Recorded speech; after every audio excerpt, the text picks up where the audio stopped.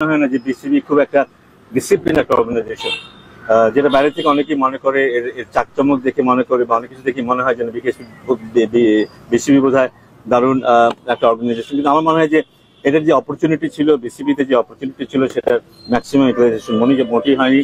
সেটা অনেকগুলো কারণেই হয়নি, অনেকের ইচ্ছাকৃত ভুলের কারণেও হয়নি। সো আমার মনে হয় যে এখানে পরিবর্তন আনা দরকার। কাজের ধরন, এখানে যে ইনডিসিপ্লিন অ্যাক্টের ভিতরে, সেটা পরিবর্তন আনাটা খুব, কারণ একটু এগুলি একটু স্ট্রেটন করতে পারলেই বোঝায় আমাদের অনেক ধরনের ক্রাইসিস মিট আপ হতে পারে।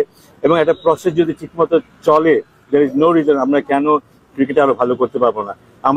আমাদের তো অবস্থান এমন হওয়ার কথা না যে নেপালের সাথে জিতবো আমরা খুব খুশি হয়ে যাবো, সেই জায়গায় তো আমাদের থাকার কথা না এখন, কিন্তু তেমন হয়ে গেছে কিন্তু।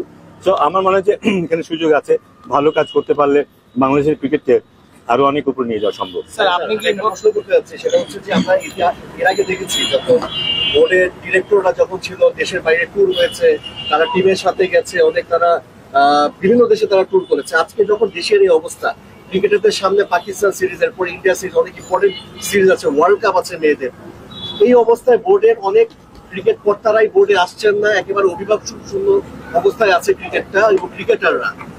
কেন তারা এখনো দায়িত্ব না নিয়ে কেন তারা লুকিয়ে আছে বা কেন এই ব্যাপারটা আপনি কি বলবেন? না, এতে বোঝা যায় যে তারা তাদের দায়িত্বটা ঠিক মতো সেভাবে পালন করেনি। যদি ঠিক মতো পালন করতেন তাহলে আমার মনে হয় তারা সাহস করে আসতে পারতেন। ক্রিকেটের যদি তারা সত্যিকার অর্থেই সেবক হতেন তাহলে তারা সত্যি আসতেন, কিন্তু তারা, আমার মনে হয় না তারা ক্রিকেটের সেবক ছিল। তাদের নিজস্ব এজেন্ডা ছিল, সেই এজেন্ডাই তারা ফুলফিল করেছে গত একটা যুগ বা তার বেশি সময়। আমরা দেখেছি ক্রিকেটের মাঠে কি হয়েছে, ক্লাবগুলোর কি অবস্থা, ঢাকা লিগের বলি, বিপিএল ফ্র্যাঞ্চাইজি বলি, পুরোটা ক্রিকেট খেলাটাকেই নষ্ট করে দেওয়া হয়েছে, কিন্তু যার ফলশ্রুতিতে কিন্তু আমরা এখন এই অবস্থায় আছি, আমাদের ক্রিকেটের স্ট্যান্ডার্ডটা এতটা নিচে নেমে গেছে। সো আমার মনে হয় দায়টা তাদের কারণেই তারা আসতে পারছে না। স্যার, যে পরিবর্তনের কথা বলছেন বিসিবিতে, আপনি সেটা আসলে কোন জায়গাগুলোতে পরিবর্তন করা উচিত বলে আপনি মনে করেন? অবভিয়াসলি আমার মনে হয় যে দায়টা সবচেয়ে বেশি লিডারশিপের মধ্যে পরিবর্তন আনাটা খুব দরকার। লিডারশিপ যদি ঠিক থাকে বাকি জিনিস কিন্তু অটোমেটিক্যালি চ্যানেলাইজ হয়ে যায়। So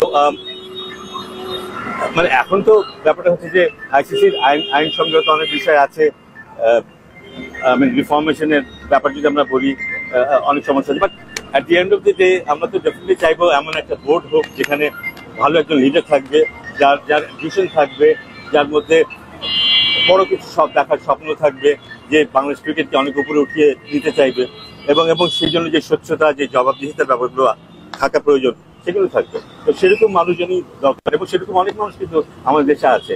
unfortunately